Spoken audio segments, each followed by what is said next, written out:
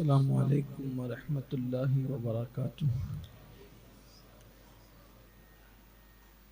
नहमदुहु व नुसल्ली व नुसल्लिमु अला रसूलिहिल करीम, अम्मा बअद, फ़अऊज़ु बिल्लाहि मिनश शैतानिर रजीम, बिस्मिल्लाहिर रहमानिर रहीम। वल्लज़ीना जाहदू फ़ीना लनहदियन्नहुम सुबुलना।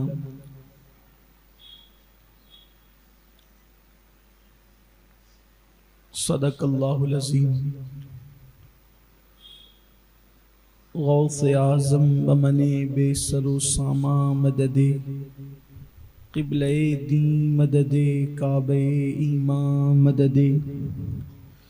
इंतज़ारे करमे तुस्त मने आईनी राए खुदा जुओ खुदा बीनो खुदा दा मददे। बगिरदा बेबला उफ्तादा कश्ती, ज़ईफ़ानो शिकस्ता रात पुश्ती। बहक के ख्वाजे उस्माने हारून, मदद कुन मदद कुन मदद कुन या मोइनुद्दीन चिश्ती। बुलंद आवाज़ से पढ़ने अस्सलातु वस्सलामु अलैका या रसूल अल्लाह, अस्सलातु वस्सलामु अलैका या नबी अल्लाह, अस्सलातु वस्सलामु अलैका या हबीब अल्लाह, व अला आलिका व अस्हाबिका या नूर अल्लाह, सल्लल्लाहु तआला अलैहि वसल्लम। तेरा जर्रा महे कामिल है या गौस, तेरा जर्रा महे कामिल है या गौस। तेरा कतरा यमे साइल है या गौस। तू अपने वक्त का सिद्दीक़ अकबर, तू अपने वक्त का सिद्दीक़ अकबर। गनियो हैदरो आदिल है या गौस, गनियो हैदरो आदिल है या गौस। उलूहियत ही एक अहमद ने न पाई, उलूहियत ही एक अहमद ने न पाई। नबुव्वत ही से तू आतिल है या गौस। सहाबियत फिर ताबियत फिर आगे कादरी मंजिल है या गौस। हजारों ताबिई से तू फजूतर, ये तबका मुजमलन फाजिल है या गौस। वो क्या जानेगा फजले मुर्तज़ा को, जो तेरे फजल का जाहिल है या गौस। कहा तूने कि जो मांगो मिलेगा, कहा तूने कि जो मांगो मिलेगा। गदा तुझसे तेरा साइल है या गौस, और हमारा खात्मा बिल खैर होगा, तेरी रहमत अगर शामिल है या गौस। ये माह मुबारक रबीउल आखिर, रबीउल गौस का जारी व सारी है।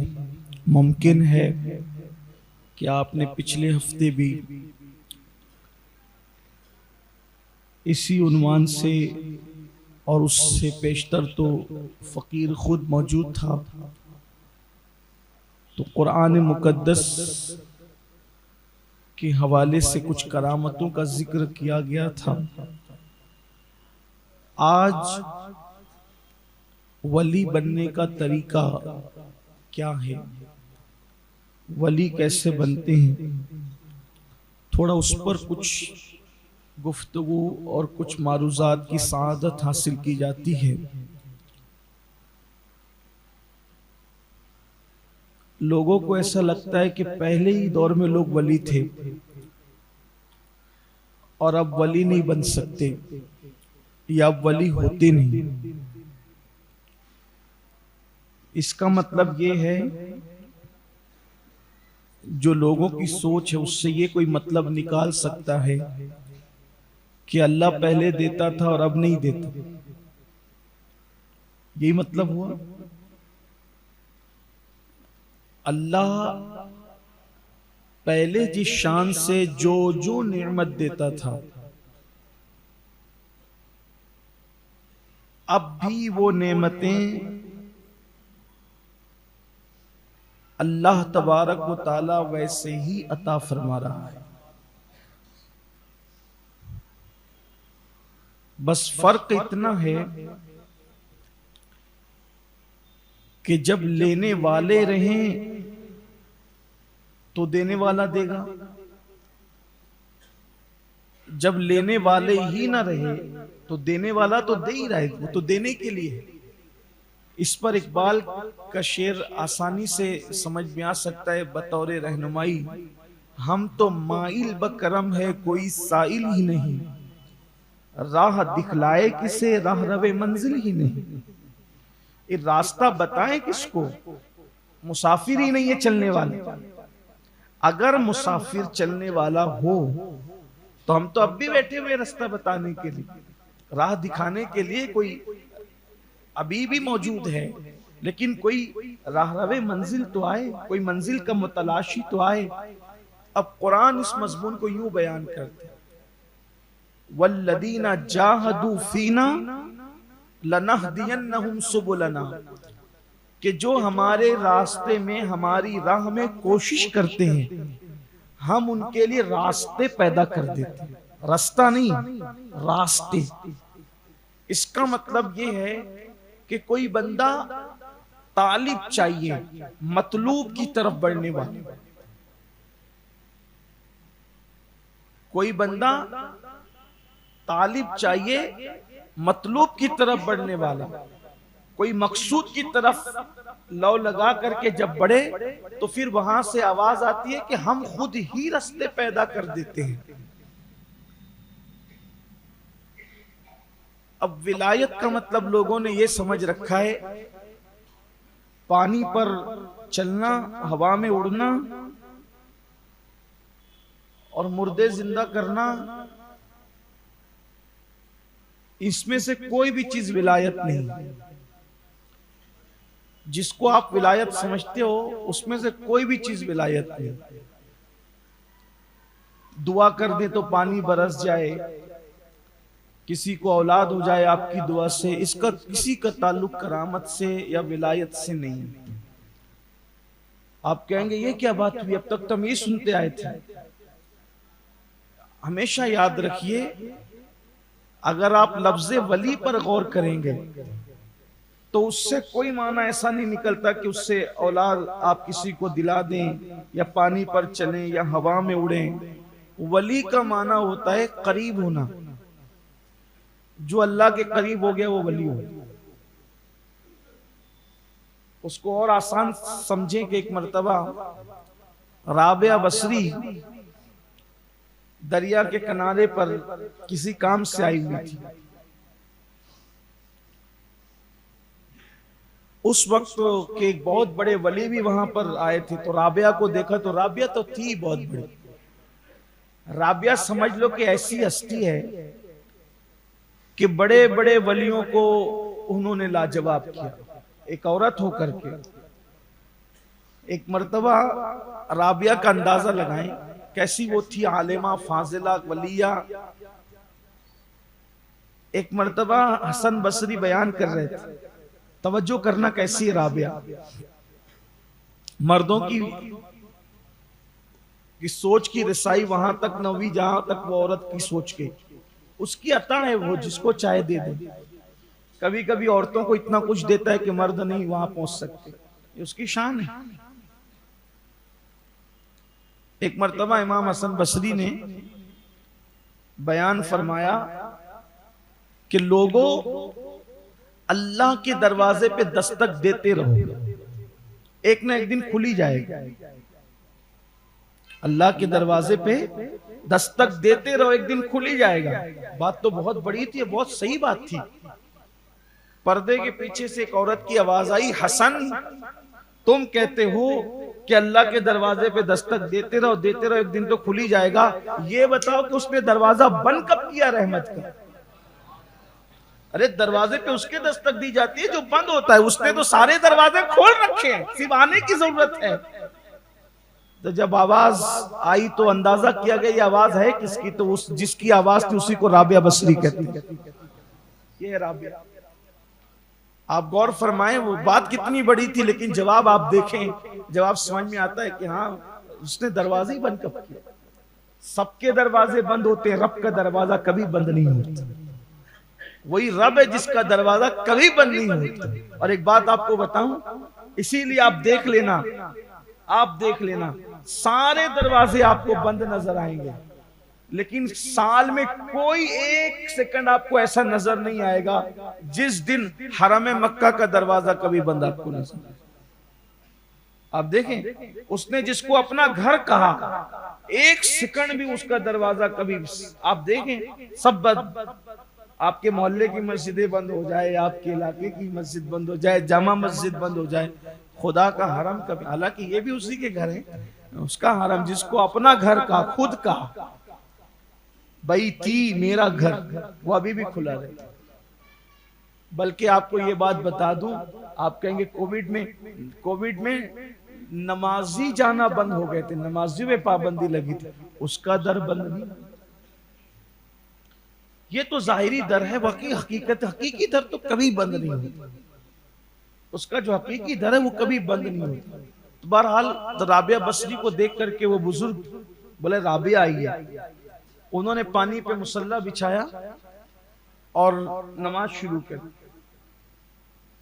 वो जो बुजुर्ग थे उन्होंने पानी पे मुसल्ला, राबिया ने देखा तो ये मुझे दिखा रहे हैं, उन्होंने हवा में मुसल्ला बिछा, हवा में नमाज पढ़नी शुरू कर।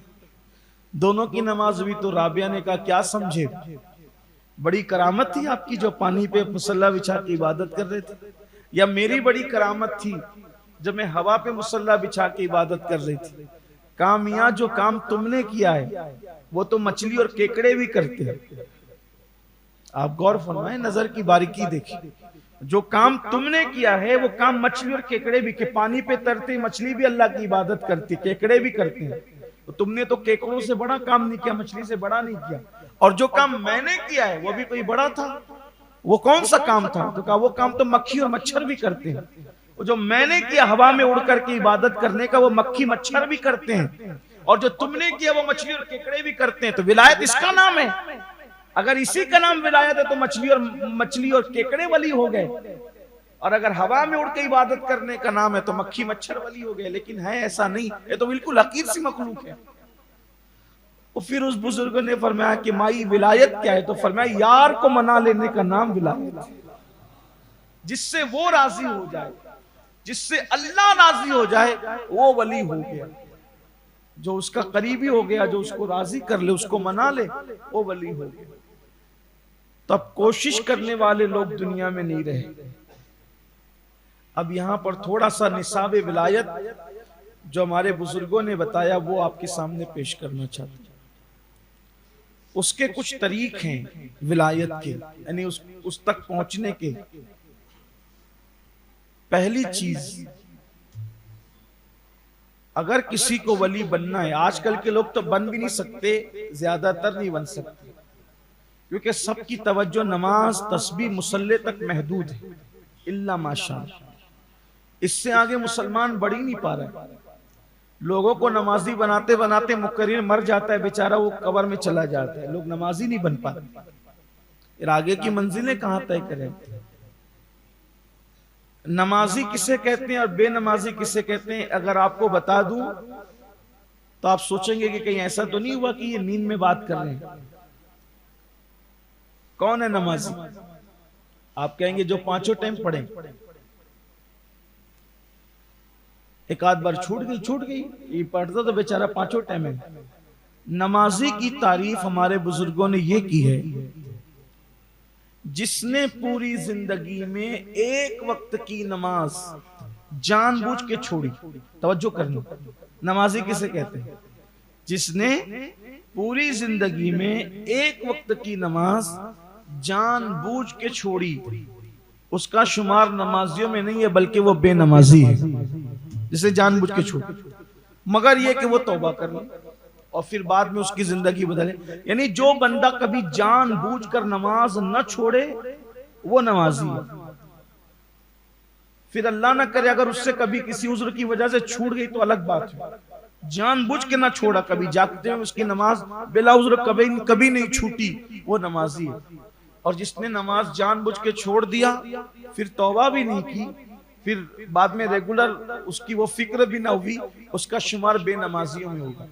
इसका मतलब ये है कि मुसलमानों की 2% आबादी भी नमाजी ना हो सकी।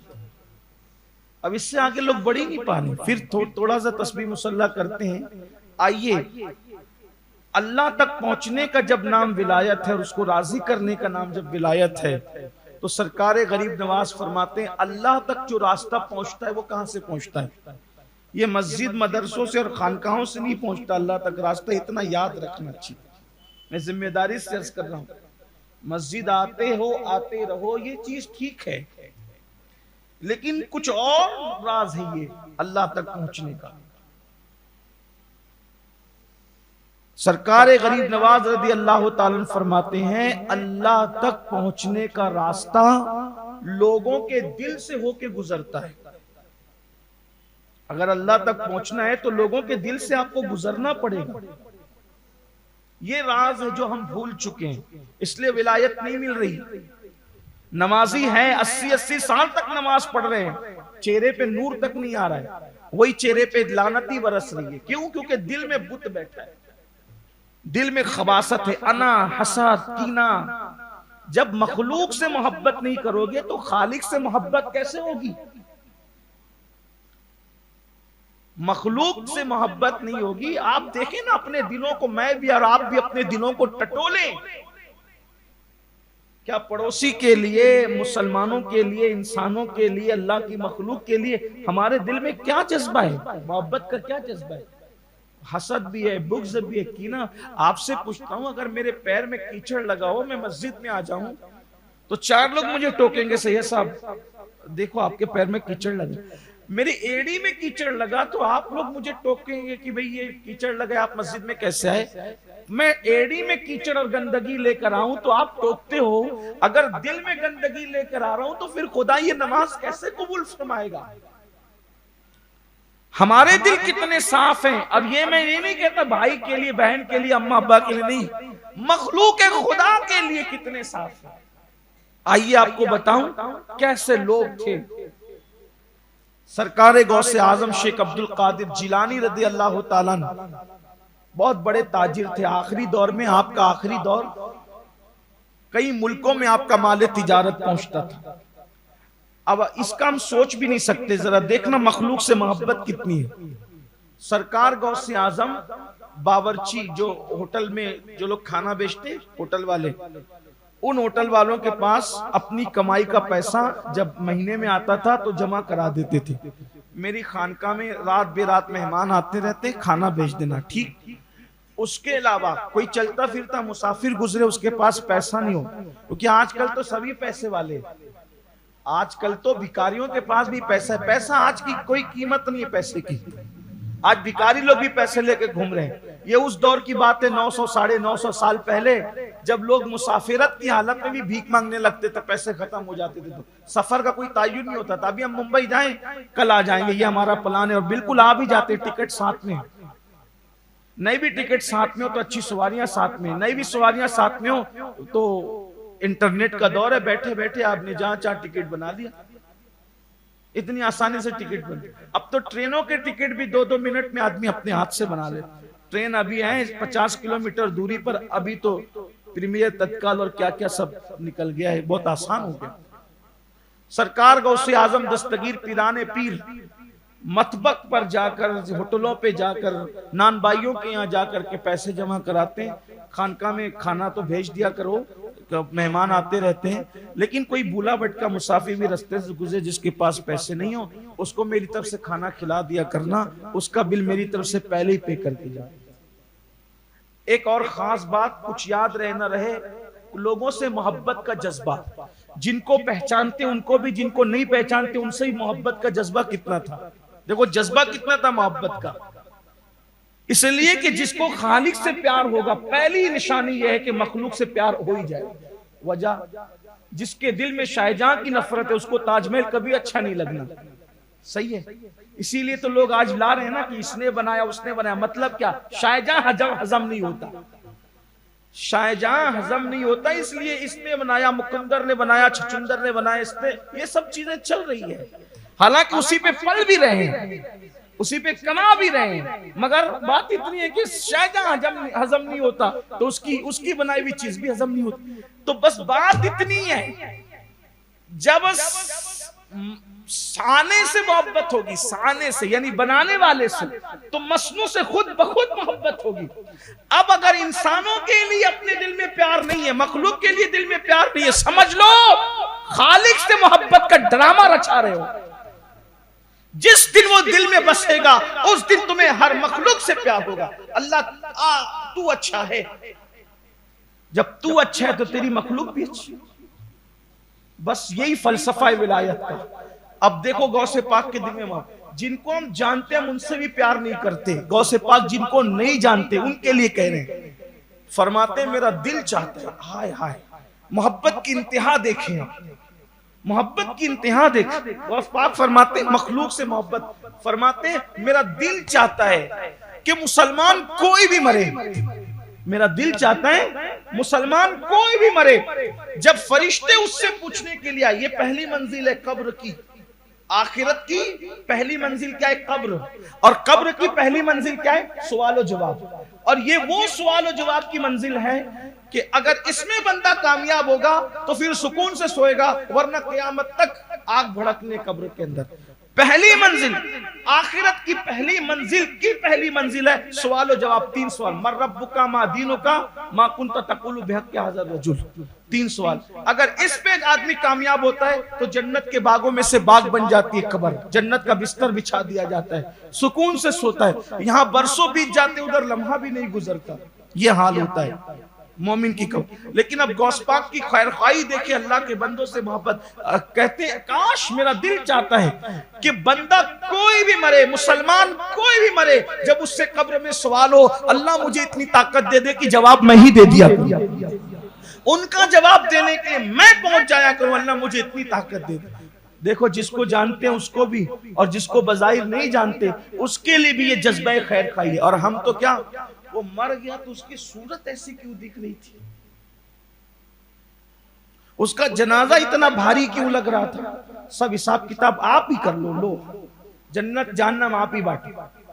नहीं आप देखें तो सही ना कि मखलूक खुदा के लिए दिल में कोई खैर खाई नहीं, कुछ नहीं।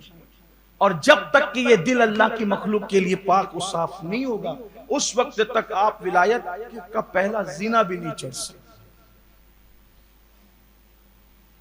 सरकार गौसे आजम शेख अब्दुल कादिर जिलानी रदी अल्लाह तबारक व तआला, मखलूक खुदा से मोहब्बत देखें, उनकी मखलूक खुदा से उनका प्यार देखें। आप जब सफर करते थे, तवज्जो करें कैसे लोग थे, सफर करते थे तो जिस गांव में पहुंचते थे पूछते थे इस गांव में सबसे गरीब कौन है, क्योंकि आपके मुरीदीन लाखों में थे उस वक्त भी, और अभी तो करोड़ों में है। सुभान अल्लाह, जितने कादरी हैं सब गौस पाक के मुरीद, बल्कि और सिलसिले वाले भी, सब तरफ गौस पाक का ही फैज पहुंचा हुआ है। वो एक अलग तफसील है, फिर कभी। लाखों में उस वक्त भी मुरीद थे गौसे आजम रदी अल्लाह ताला। अब जिस गांव में पहुंचे पूछा कि सबसे गरीब कौन है इस गांव में। एक मर्तबा सफर हज में थे तो किसी ने बताया हज़रत एक बुढ़िया है, उसका कोई नहीं है और वो बहुत गरीब है, फरमाया उसी के घर क़याम करने का। हजरत बड़े बड़े मुरीदीन कह रहे हैं क़याम करने के लिए अपने घरों में, और आप कहते हैं गरीब कौन है सबसे, तो फरमाते नहीं मैं तो वहीं रुकूंगा। अब वहां गए, जो गांव की सबसे गरीब बुढ़िया थी उसके घर रुके। अब बड़े बड़े मुरीदीन समझ लो आ रहे हैं मिलने के। अब मुरीद लोगों के लिए ये तरीका है तरीकत में, तसव्वुफ में, कि जब भी बुजुर्गों से मिलते हैं तो खाली हाथ नहीं मिलते लोग। हालांकि हम सुन्नियों का इस पे मजाक उड़ाते हैं, मगर बहरहाल हमारे यहाँ तरीका यही। हमारे मखदूम सरकार मखदूम अशरफ जहांगीर समनानी फरमाते हैं, बुजुर्ग जमीन के ऊपर हो या जमीन के अंदर हो, उसके पास जाओ तो खाली हाथ मत जाओ, कुछ न कुछ लेके जाओ, क्योंकि तुम कुछ ले जाओगे तो फिर कुछ लेकर आओगे।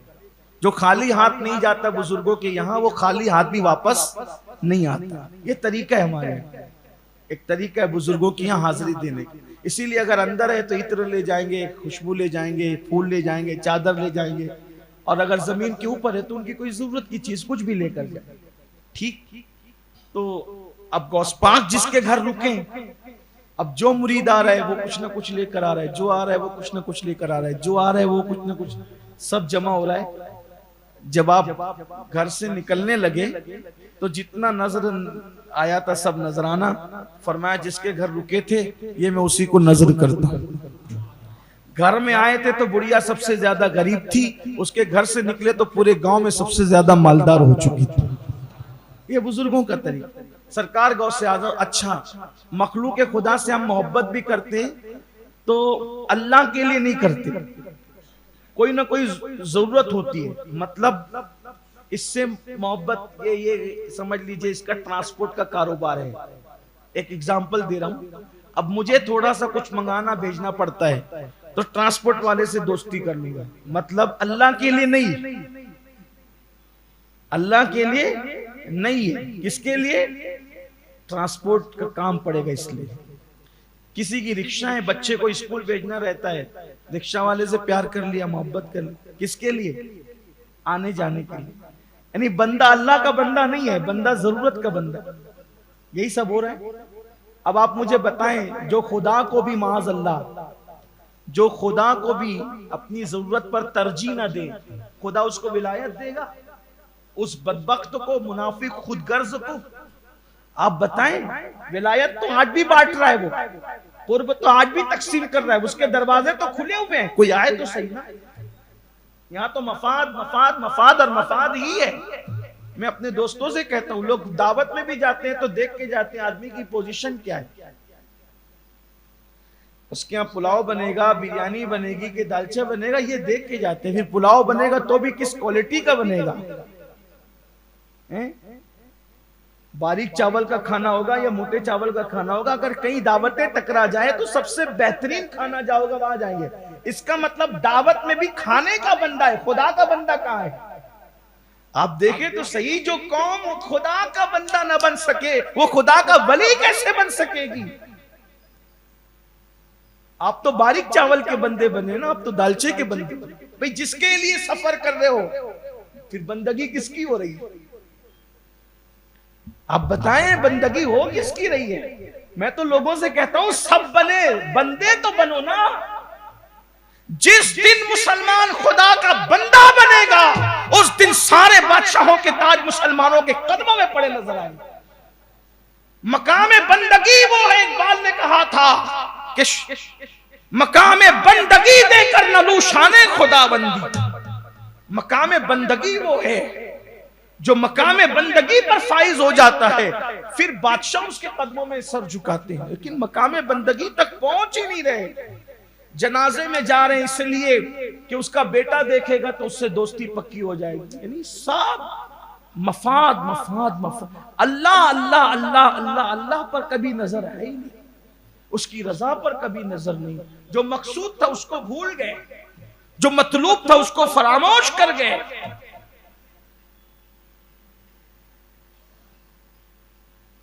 तो लोग मोहब्बत भी करते हैं तो मुंह देखकर, रिश्तेदारी देखकर, खुदा जाने क्या क्या देख करते हैं। सरकार गौसे आजम फरमाते, एक दिन मैंने अल्लाह से पूछा, अल्लाह तू कहां है?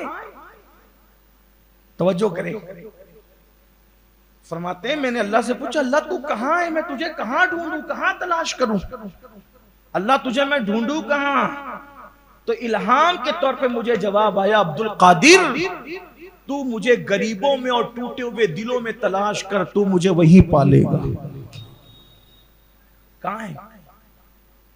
आप देखिए कहां है। मालदार बीमार पड़ेंगे तो कतार लगी होगी, जिसके घर फ्रीज से भरा हुआ है उसी के यहाँ फ्रूट भी ले जा रहे होंगे। गरीब बीमार पड़े तो कोई देखने ही नहीं जाएगा, और जाएंगे भी तो खाली हाथ जाएंगे, है ना? यही सब कुछ है। इसका मतलब अल्लाह के लिए कुछ नहीं हो रहा, इसलिए विलायत भी नहीं मिल रही। दूसरी चीज सुन लें, फिर तीसरी बात खत्म। जब आप मखलूक का दिल खुश करने लग जाते हैं, प्यार करने लग जाते हैं, तो फिर आगे की मंजिल आती है मुजाहिदा। मुजाहिदा मतलब अपने नफ्स को कुचलना, जो नफ्स कहे उसको नहीं मानना। मतलब नफ्स कहे सो जा, नहीं सोना, फिर इबादत करना, वुजू नहीं कर फिर वुजू करना, ठंडे पानी से मत कर, सर्दी के दिन ठंडे पानी से करना। यानी आप सोचते चले जाएं कि नफ्स की अच्छा ये बताऊं, नफ्स की मुखालिफत से इंसान उस मकाम पर पहुंचता है जहां उसका गुमान नहीं जाता। और ये नफ्स की मुखालिफत सबसे बड़ी है, उसको भूखा रखना, उसको प्यासा रखना, उसको नींद नहीं देना। जितना हक है बस उतना ही, इतना खाओ कि तुम खाना खाओ, इतना ना खाओ कि खाना तुम्हें खाए, इतना सो कि तुम नींद लो, इतना मत सो कि नींद तुम्हें लेने लगे। हज़रत सिरी सक्ती हमारे बड़े कादरी सिलसिले के बुजुर्गों में बड़े बुजुर्ग हैं। सिरी सक्ती जुनैद बगदादी के मामू हैं और उनके पीर मुर्शिद हैं। उनको कभी किसी ने बिस्तर पे नहीं देखा, कभी नहीं देखा। आखिरी वक्त में विसाल से चंद रोज पहले बिस्तर पे देखे गए, बीमार हुए जब, किसी ने बिस्तर, लोगों को ये कहानी किस्सा लगता है, लोग इसमें हंसते हैं, कैसे हो सकता है। मैंने कहा इश्क करके देख, उस मंजिल का मुसाफिर बन के देख, तब पता चलेगा नींद उड़ती कैसे। इश्क नींद उड़ाता है। हम लोग सोते ही रहते हैं, ज्यादा सोना, ज्यादा खाना, भूख न होने पर खाना। हदीस पाक में आता है कि उनके बिल्कुल करीब में रहता है अल्लाह का अज़ाब। ज्यादा सोने वालों पे, ज्यादा खाने वालों पे, भूख न होने पर भी खाने वालों पर अल्लाह का अज़ाब सरों पे मंडलाता रहता है, बहुत करीब रहता है। अगर खुदा को अपनी रहमत की तरफ तवज्जो ना हो तो वो अज़ाब में गिरफ्तार हो जाए। मगरिब बाद खाने की आदत है, मगरिब बाद खाना ही है। ऐशा बाद खाने की आदत है, ऐशा बाद खाना ही है। 11 बजे सोने की आदत है, सो ही जाना है। और उस पर आदमी सोचता है, बल्कि डॉक्टर लोग भी कहते हैं, डॉक्टर रजा सुने तो मुझे माफ करें, मैं अपने मजहब की बात कर रहा हूं और मुझे हक है ये कहने का। और ये डिसिप्लिन है जिंदगी का, टाइम पे खाओ, टाइम पे सो जाओ, भूख हो तो भी खाओ, नहीं हो तो भी खाओ। इस्लाम ये नहीं कहता। इस्लाम ये कहता है जब तक तुझे इतनी भूख ना लगे कि खाने का नाम सुनकर तेरे मुंह में पानी आने लगे, तब तक तुझे दस्तरखान पे नहीं बैठना। फिर चाहे मगरिब का वक्त हो या इशा का वक्त हो या फिर तहज्जुद का वक्त। हालांकि हमारे ऐसा नहीं है। पहले तो लोग 3 टाइम खाते थे हमारे बचपने तक, लेकिन अब तो चूंकि तरक्की याफ्ता दौर है, सुबह ब्रेकफास्ट होगा, फिर उसके बाद दोपहर होगा, फिर उसके बाद शाम को असर से पहले भी फिर कुछ होगा, फिर उसके बाद मगरिब से इशा कुछ खाना होगा, फिर सोने से पहले रात में 12-1 बजे 2 बजे तक फिर कुछ और होगा। बढ़ते जाओ, बढ़ते जाओ, कभी नहीं भूले।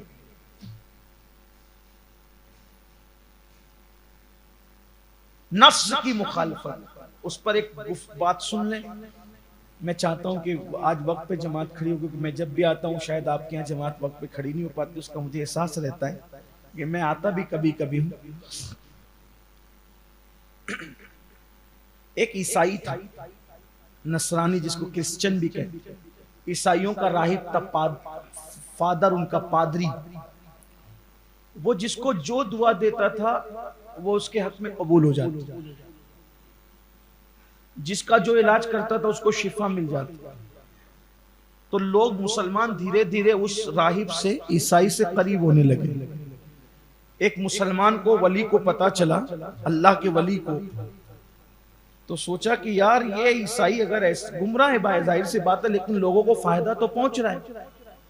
कभी कभी काफिरों से ही फायदा पहुंच जाता है, इतना याद रखना, फायदा तो पहुंच रहा है। अब लोग इसके चक्कर में आकर के कहीं गुमराह ना हो, ईसाई ना हो जाए, मजहब ना चेंज करने लगे। तो इस मुसलमान ने खंजर लिया और खंजर लेकर के छुपाया और उसके घर गया, दस्तक दी, कहा मैं फला फला मुसलमानों का आलिम हूँ, बुजुर्ग हूँ, आपसे मिलना चाहता हूँ, दरवाजा खोलो। उसने हंस के कहा मुझे मारने की इरादे से आए और खंजर छुपा के लाए। तो ये खुद भी मुतासिर हो गए कि मेरा छुपाया हुआ खंजर इसको मालूम कैसे था। कहा अच्छा मारूंगा नहीं, वादा करता हूं, लेकिन दरवाजा खोलो। खंजर रखा, का आपको कैसे पता चला, कैसे पता चला कि ये खंजर मैं लाया हूं? तो तब उसने कहा मेरे पास कुछ नहीं है, एक चीज है, मैं जिंदगी भर अपने नफ्स की मुखालफत करता रहा, मेरे नफ्स ने जो कहा। देखो, एक है दिल, एक है नफ्स। दिल क्या चाहते हैं, नफ्स क्या चाहता है, ये अलग बहस है। ये आप किसी सच्चे पीर से सुनेंगे। ये पीरी मुरीदी का जो सिलसिला इसीलिए है ताकि ये सब बातें वो आपको सिखाए। इशारा सिर्फ दे देता हूं, दिल हमेशा नेकी का हुक्म दे और नफ्स हमेशा बुराई का हुक्म दे। जब नेकी की तरफ रहनुमाई हो तो समझो कि दिल कह रहा है, और बुराई की तरफ जब कोई खींचे तो समझ लो कि नफ्स कह रहा है। इस पे भी एक बहुत दिलचस्प वाक्य है, लेकिन उधर जाऊंगा तो मैं अपने असल उन्वान से हट जाऊंगा।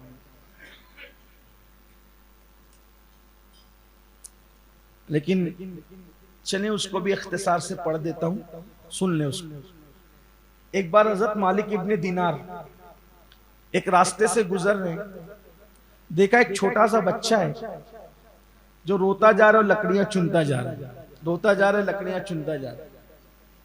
मालिक बिन दीनार ने सोचा कि ये लड़का छोटा है, इसको सलाम करो। फौरन ख्याल आया, छोड़ यार, बच्चा तो, इसको क्या सलाम करना। ऐसे ही होता है, ये जो अंदर का ये नफ्स है ना, ये इसको कुछ लें, फिर देखें मिट जाए ये खुदी तो वो जलवा कहां नहीं। जब मिटा दिया अपने आप को, फिर हर जगह यार ही यार का जलवा, फिर देखते रहो, मजे लेते रहो। तो मालिक बिन दीनार ने सोचा बच्चा ही तो है, बगैर सलाम किए हुए गुजर गए।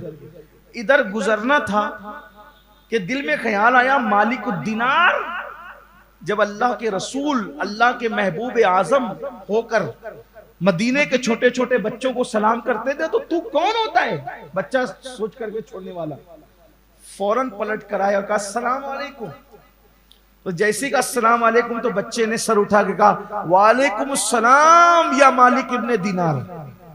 ये लरज गए वो बच्चे, तू तो अल्लाह वाला मालूम होता है, तू तो मेरा नाम भी जानता है, मेरे बाप का नाम भी जानता है। कहा हाँ, आलमे अरवा में तेरी मेरी रूह बाजू बाजू में खड़ी थी, जब अल्लाह फरमा रहा था लस्तु बिरब्बिकुम, क्या मैं तुम्हारा रब नहीं हूं? तो जो जवाब दे रहे थे तो तुम हम बाजू बाजू में खड़े थे, तुम मुझे भूल गए, मैं तुमको नहीं भूला।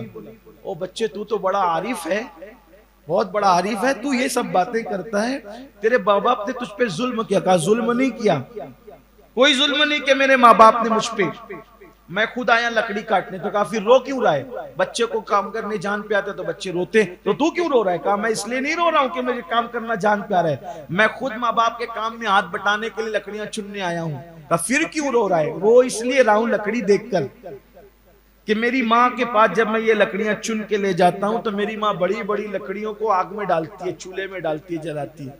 जब बड़ी लकड़ियों से आग नहीं जलती तो छोटी छोटी लकड़ियां डालकर के आग सुलगाती है। तो मैं सोचता हूं कि अल्लाह ने कुरान में फरमाया जहन्नम का ईंधन इंसान और पत्थर है, तो जब वो तुम जैसे बड़े बड़ों को जहन्नम में डालेगा आग भड़काने के लिए, तो आग जब नहीं भड़केगी तो फिर हम जैसे बच्चों को भी कहीं वो जहन्नम में न डाल दे, जैसे मेरी माँ छोटी छोटी लकड़ियां डाल करके भड़काती है, तो वैसे हम बच्चों को भी डालना डाल। इसलिए सोच के रो रहा हूं, ओ बच्चे तू तो बहुत बड़ा, बहुत शान वाला है।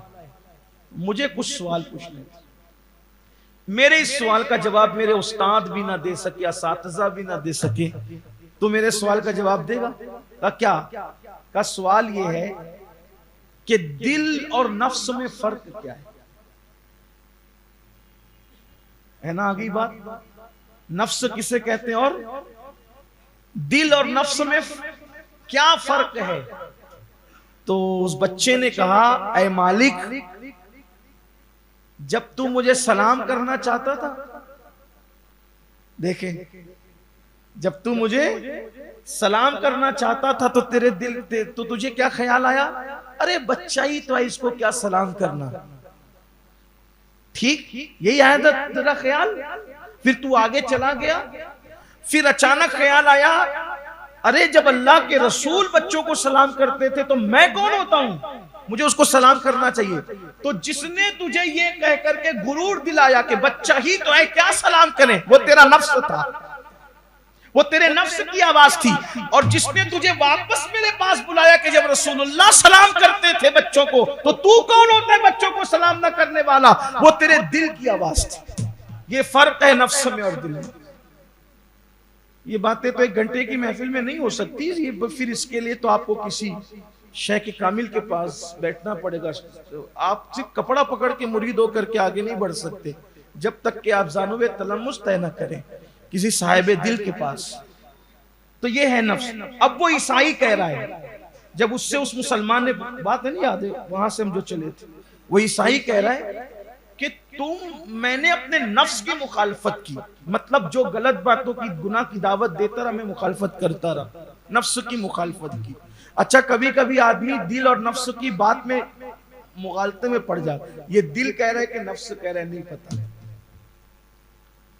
ये मार्फत भी उस वक्त नसीब होती है जब अल्लाह का कोई कामिल बंदा आपकी रहनुमाई के लिए मिल जाता है। अल्लाह पाक मुझे भी अता करे और आपको भी अता करे।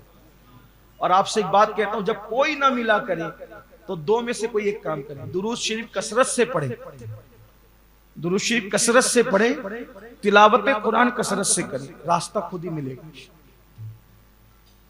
और गौसे आजम से तमस्सुक कर लें, उनसे दिली तौर पे कल्बी ताल्लुक पैदा कर लें, वो खुद ही डायरेक्ट रहनुमाई फरमाने लगते हैं। जब कोई बंदा ये दो काम करने लगता है, फिर वहां से रहनुमाई आती है, हाथ पकड़ के खींच लिया जाता है।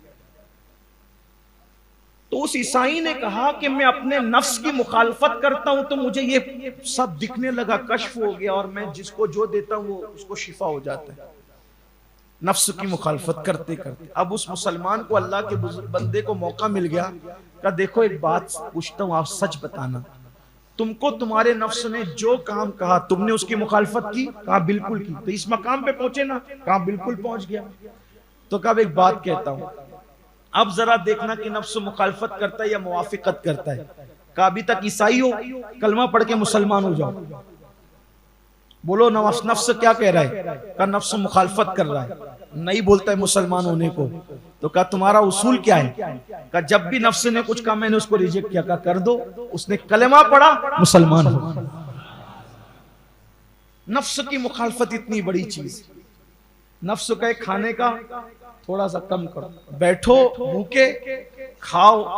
रोजा रखने से अफजल अमल क्या है आपको बताऊं? रोजा रखने से अफजल अमल यह है कि लजीज गिजा को थोड़ी खा के छोड़ दो, नफ्स अंदर से कुड़कुड़ता रहे, रोजे से ज्यादा अजर है उस पर। क्योंकि रोजे में तो भूखा ही रहना है, वो उतना नफ्स, हालांकि उस पर भी तो टेंशन में रहता है, लेकिन बहुत पसंद है कुछ, दो लुकमे लेके छोड़ दो या तड़पता रहे, फिर उस पर बात ही कुछ और। ये सारी चीजें। आखिरी बात बस करता हूं, एक हो गया मखलूक से मोहब्बत, ये निसाबे विलायत। नंबर 2 रियाजत और मुजाहिदे, नफ्स को काटना, उसको तोड़ना। और नंबर 3 दिल को साफ कर लेना अल्लाह के लिए। ये पहले नंबर की बात थी, लेकिन लाया तीसरे नंबर पर इस दोस्त दुश्मन किसी के लिए दिल में कोई कीना ना हो। पहली बात, अपना कोई दुश्मन ही ना हो। क्यों ना हो? क्योंकि जब मखलूक यार की है तो फिर इसको ना देखें, किसके लिए प्यार करें? यार की। आपने सुना होगा ना, अगर सोना कीचड़ में गिर जाए तो कीचड़ नहीं देखा जाता, सोने के लिए कीचड़ में तो हाथ डालना ही पड़ता है। सही है? जब सोने के लिए कीचड़ को बर्दाश्त करते हो तो फिर उस यार के लिए, उसकी मखलूक की जफाकशी को क्यों बर्दाश्त नहीं करते? छोड़ दो इनको, इनके हाल पे। सबके लिए दिल पाक को साफ रखो, फिर देखो कैसे करम होगा। उस पर इतनी सुन लें, दिल अगर साफ नहीं है, कोई नमाज रोजा हज ज़कात कोई माना नहीं। ज़बान से कह लिया ला इलाहा तो क्या हासिल, ज़बान से कह लिया ला इलाहा तो क्या हासिल। ये लोग इसको यूं पढ़ते हैं, लेकिन इकबाल ने यूं कहा, खैरत ने कह लिया ला इलाहा तो क्या हासिल, दिलो निगाह मुसलमान नहीं तो कुछ भी। दाढ़ी टोपी मुसलमान हो गई, लेकिन जब तक दिल मुसलमान नहीं होगा। अब दिल मुसलमान कैसे होगा? जब तक इसमें से घमंड नहीं निकलेगा, तकब्बुर नहीं निकलेगा, हसद नहीं निकलेगा, दोरंगी नहीं निकलेगी, मुनाफिकत नहीं होगी। मतलब पूरी दुनिया में मुसलमान 250 करोड़ तो हैं, लेकिन दिल वाले मुसलमान कितने हैं ढूंढिए। अगर बुरा नहीं माने तो इस मस्जिद में भी आपको उंगलियों पे गिनने में मिलेंगे दिल वाले मुसलमान। और अल्लाह को दिल वाले मुसलमान, करबला में जबान वाले मुसलमान तो 22,000 थे ना, लेकिन दिल वाले मुसलमान तो 72 ही थे। अल्लाह को वो 22,000 वाले नहीं चाहिए थे, अल्लाह को वो 72 चाहिए थे जो दिल वाले थे। और कैसे दिल वाले थे? जो कैद करने आया था उसी को पानी पिला रहे थे। वो 22,000 नबी के नवासे साकी कौसर में पानी बंद कर रहे हैं, और वो नवासा ऐसा कि कैदी बनाने वालों को पानी पिला रहे हैं। मतलब क्या? वो जबान वाले थे, ये दिल वाले थे। और अल्लाह को हमेशा दिल वाले चाहिए, क्योंकि हदीस है इन्नल्लाह ला यंजुरु इला सवारिकुम व इला अमवालिकुम वलाकिन यंजुरु इला कुलूबिकुम। अल्लाह ना तुम्हारे माल देखता है ना तुम्हारे चेहरे देखता है, अल्लाह तो तुम्हारे दिल देखता है। मस्जिद में कितना चंदा देखते हो ये नहीं देखा जाता, रसीद कितने की बनाते हो ये नहीं देखा जाता, दिल में क्या है वो देखा जाता है। उस पर आखिरी बात सुनना, इख्तितामी बात, तवज्जो करें आप। एक बहुत बड़े वली थे, उनका नाम नहीं लूंगा, लेकिन सुन ले, बहुत बड़े वली थे। एक दिन बहुत महंगा और कीमती जुब्बा पहना। अच्छा, ये महंगे कपड़े या सस्ते कपड़े भी कोई हैसियत नहीं, लिबास का ताल्लुक नहीं है कुछ विलायत से। आप फटा पहन रहे हैं या हजारों का पहन रहे, इसका ताल्लुक विलायत से नहीं। बल्कि हदीस पाक है, एक मर्तबा कुछ साहबा ने कहा या रसूलल्लाह, वो अल्लाह से डरने की बात भी करता है, महंगे महंगे कपड़े भी पहनता है। अल्लाह के रसूल ने फरमाया कपड़ों का ताल्लुक जो है वो अल्लाह के खौफ और खशियत से नहीं है।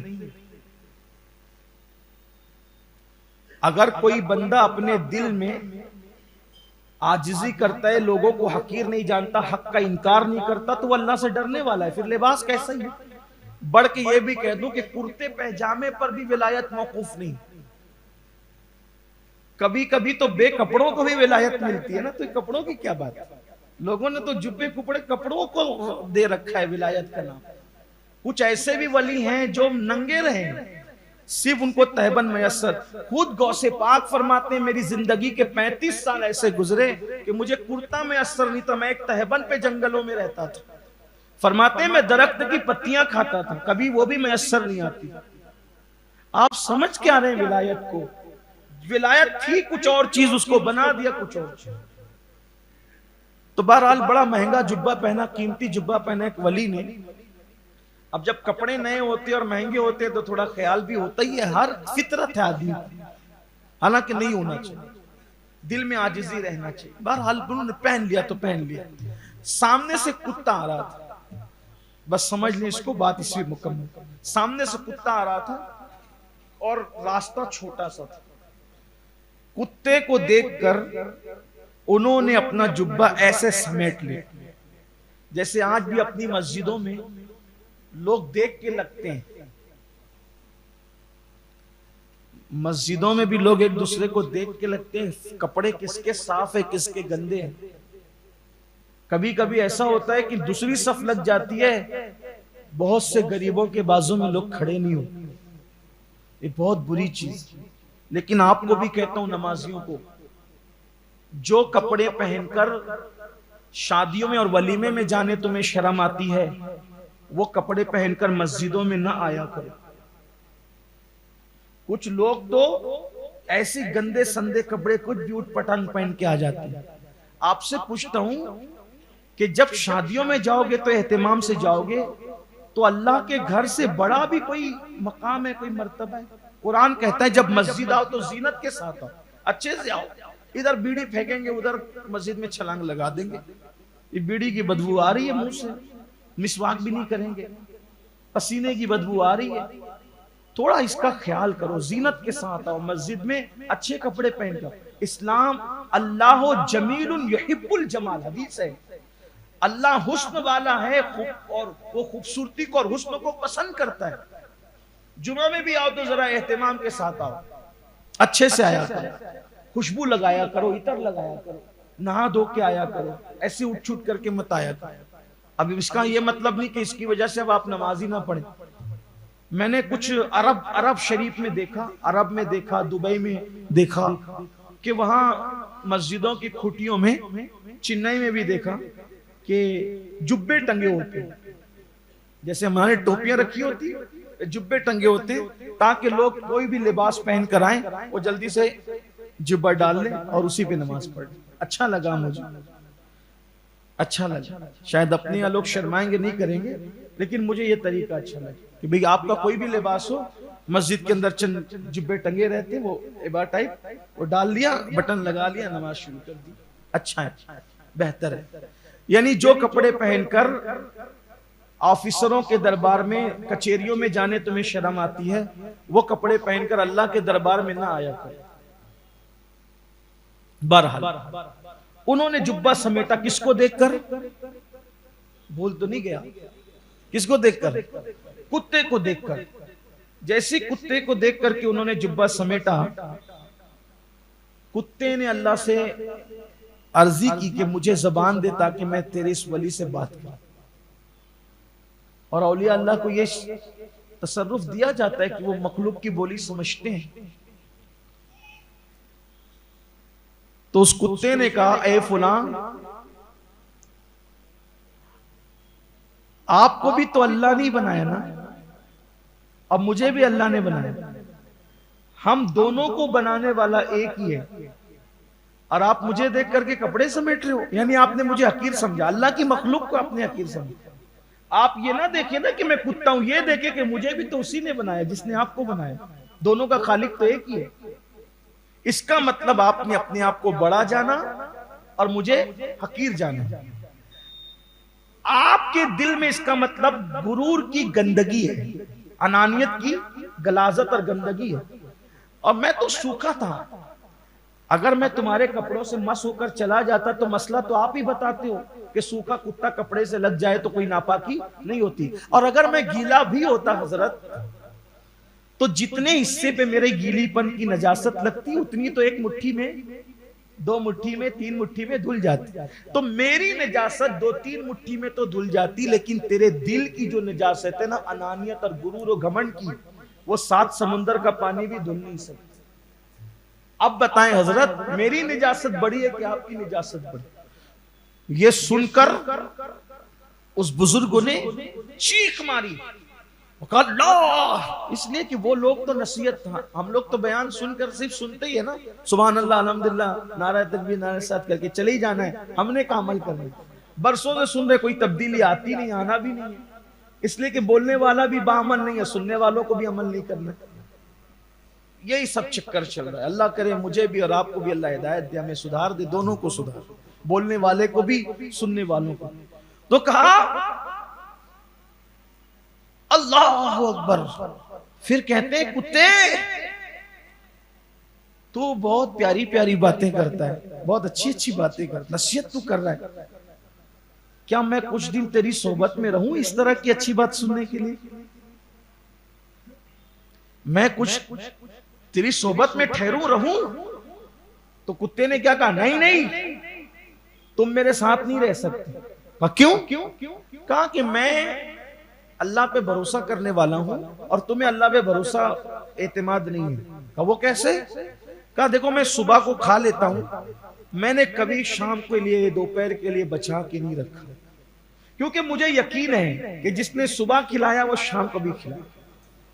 तो मैं कुत्ता होकर भी कभी शाम के लिए उठाकर, दोपहर के लिए उठा के रखता। लेकिन हजरत आप तो महीने महीने का राशन भर के रखते हैं, इसका मतलब आपको भरोसा नहीं। अच्छा, ये आज के दौर पे ये बात नहीं होती, आज लोग मसरूफियत नहीं है, इसलिए लोग कि भाई चलो एक साथ ला के रख दो, कौन बार बार बाजार जाएगा, झंझट पालेगा। आजकल वो मामला है, तवक्कुल वाला मामला आजकल नहीं है। तो आप ऐसा नहीं करें कि अब चलो रोज रोज ले आए, ऐसा नहीं है, उसको गलत मतलब माने में मत लेना। कुछ मामला हर दौर के बदलते रहते हैं। तो कहा आप तो महीनों महीनों का राशन भर के रखते हैं, मैं तो सुबह खाता हूं तो शाम के लिए नहीं रखता, क्योंकि मुझे यकीन है जिसने सुबह खिलाया वो शाम को भी खिलाएगा। और आप तो बहुत दिनों का बना बना बचा बचा करके रखते हैं, इसलिए आप मेरे साथ नहीं रख सकते, जाओ अपना रास्ता लो। उस बुजुर्ग ने चीख मारी, बेहोश होकर जमीन पे गिरे, कुत्ता चला गया। मुरीद आए, उठा के ले गया, हजरत क्या हुआ?